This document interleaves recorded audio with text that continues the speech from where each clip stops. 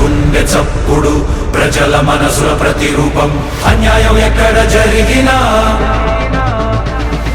ప్రశ్నించే ప్రజాస్వరం VVD news నిజమే మా బలం వివిడి న్యూస్ ప్రజలే మా దిశ నంద్యాల నుంచి ప్రపంచం దాకా ప్రతి వార్త మీ ముందుకే నిజాల వెలుగు ప్రజల గొంతుగా వివిడి న్యూస్.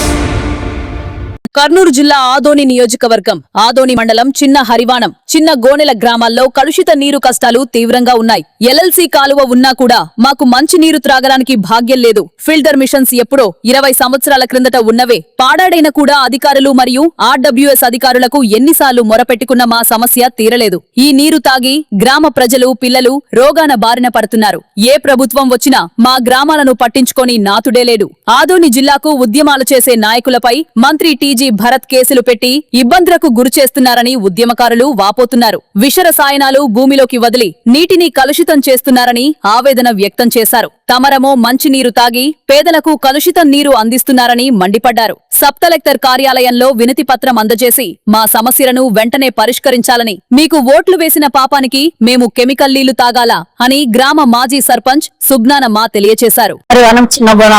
గ్రామ ప్రజలము కొంతమంది అయినప్పటికీ ఈ యొక్క అంశం పైన ఈ ఒక ఫస్ట్ అంశం ఏమంటే మా గ్రామానికి ఎల్ఎల్సి కాలువ దగ్గర ఉన్న అవి కొన్ని నీటిపాటికి వచ్చినా కూడా శుభ్రమైన నీళ్లు లేదు. అక్కడ ఫిల్టర్ నీళ్లు లేవు.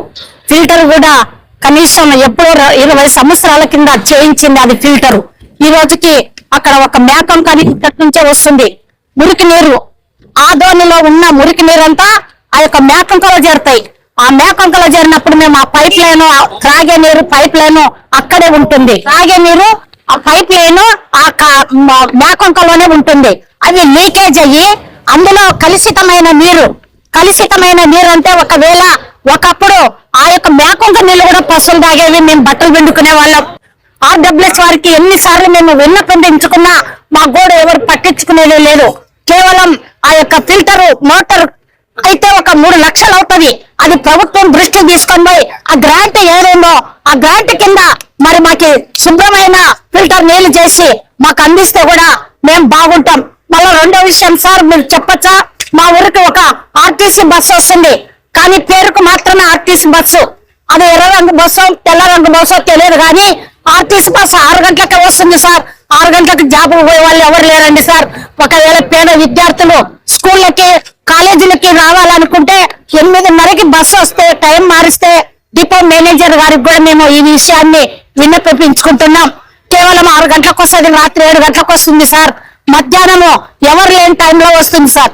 ఖచ్చితంగా 2 గంటలకి ఆ బస్సు కూడా వచ్చే బస్సు కూడా తిమ్మారెడ్డి బస్ స్టాండ్ కి పోవాలి. ఇక్కడ ఒక 15 రూపాయలు అక్కడ ఒక 30 రూపాయలు ఛార్జీలు పెట్టుకొని పోవాలంటే కష్టమైన పరిస్థితి ఉంది. వచ్చే ఆర్టీసీ బస్సు ఎవరిని ఉద్ధరించడానికి రావడం లేదు. ఒకవేళ డీజిల్ పెట్రోల్ అది కూడా ప్రజల పైన భారం మోపుతున్నారు. అది ఖాళీ బస్సే వస్తుంది. పోయేటప్పుడు కాలేదే, వచ్చేటప్పుడు కాలేదే. ఊట పేరుకు మాత్రమే ప్రభుత్వం పెట్టినారు తప్ప ఇంకొకట్లేదు. ఆ బస్సు ఏదైతే వస్తుందో టైం మార్చి పోస్ట్ హాస్పిటల్ ఏరియా హాస్పిటల్ దగ్గర పెడితే ఖచ్చితంగా ప్రయాణికులు అక్కడ అందరూ కూడా వచ్చి ఎక్కుతారు. విద్యార్థులు కూడా అక్కడ బస్సు దిగి వాళ్ళ యొక్క కాలేజీలకు స్కూళ్ళకి వెళ్తారని విన్నపించుకుంటాం. ఇది రెండో విషయం సార్.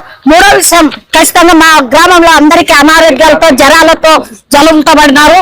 ఈ నీటిని శుభ్రం చేసి మంచి నీటిని అందించాలని మేము కోరుకుంటూ చిన్నరివనం చిన్న గోనాల గ్రామం మధ్యలో మేము అందరూ నివసిస్తున్నాం. వర్షం వస్తే వర్షం నీళ్లు కూడా అందులో కలిసి కలుషితమై ఘోరమైన పరిస్థితి. చూడండి సార్, ఇదే నీళ్ళే.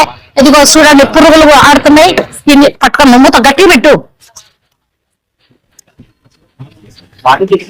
చూడండి సార్, ఇప్పుడు నింపుకో. ఈ నీళ్ళని మేము వడేసుకొని కాంచుకొని తాగాల సార్. కనీసం పశువులు కూడా తాగలేని పరిస్థితి సార్. అంత స్మెల్ వస్తుంది. ఇది మేము ఏ రాజకీయ నాయకుల్లో విమర్శించడానికి కాదు, మా యొక్క బాధలని మా కష్టాలని మరి మీ ప్రశ్న ముందు పెడుతున్నాము. మీరు మాకు న్యాయం చేయించాలని. ఇది ఎక్కడికైనా ఇప్పుడు కొంతమంది మేము ఇంకా 100 సంతల్లో వచ్చి కూడా పెద్ద ఎత్తున ప్రజలకి ప్రభుత్వానికి తెలియజేయడం జరుగుతుంది సార్. చూడండి సార్, ఈ నీళ్ళని మేము వడేసుకొని తాగాలి, లేదైతే కాంచుకొని తాగాలి సార్. పసిబిడ్డలు సార్, ఇప్పుడు ఆ పిల్లోడు ఉన్నాడు, ఆ బాబును కూడా ఆయన జ్వరం వచ్చి పడిపోయింది. ఇలాంటి పరిస్థితులు మేము రోజు అనుభవిస్తూనే ఉన్నాం. చూడడానికి మాత్రమే ఎల్ఎల్సి గర్వలో ఉంది సార్, వేరే ప్రయోజనం లేదు. అందరినీ పండు తీయగా కాదు సార్, చేదు ఉన్నట్టు మేము అనుభవిస్తున్న పరిస్థితి ఉంది. చూసేదానికి ఎల్ఎల్సి కాలం మాకు పక్కనే ఉంది. ఏ ప్రభుత్వం వచ్చినా మాకు నీళ్లు మాత్రం ఎవరు సరఫరా చేయలేరు. దాదాపు ప్రతి సంవత్సరము ఒక 3 నెలలు ఈ కష్టం మేము పడుతుంటాం. మరి ఈవేళ ఫిల్టర్ నీళ్లు కొనుక్కుంటే అవి కూడా మోకాళ్ళ నొప్పులు వస్తాయి, అవి కూడా కెమికల్తో తయారైన నీళ్ళే. మరి అలాంటి నీళ్లు తాగితే కూడా మాకు ఇబ్బందికరంగా ఉంటుందని ఇదే ఎల్ఎల్సి నీళ్ళు ఏవైతే వస్తాయో అవే శుభ్రం చేసి అందించాలని ఆర్డబ్ల్యూఎస్ ఆఫీసర్ వారిని, ఆర్డీఓ గారిని మేము కోరుకుంటున్న పరిస్థితి వేళ వచ్చినాం సార్. మా అందరినీ మా బాధలను దృష్టిలో ఉంచుకొని మీరు అధికారులకు తెలియజేయాలని మిమ్మల్ని కోరుకుంటూ ముగిస్తున్నా. నా పేరు సుజ్ఞానమ్మ, చిన్నరివానం, మాజీ సర్పంచ్. వివిడి న్యూస్ టీవీని తక్షణమే సబ్స్క్రైబ్ చేసుకోండి. నోటిఫికేషన్ కోసం క్లిక్ చేయండి.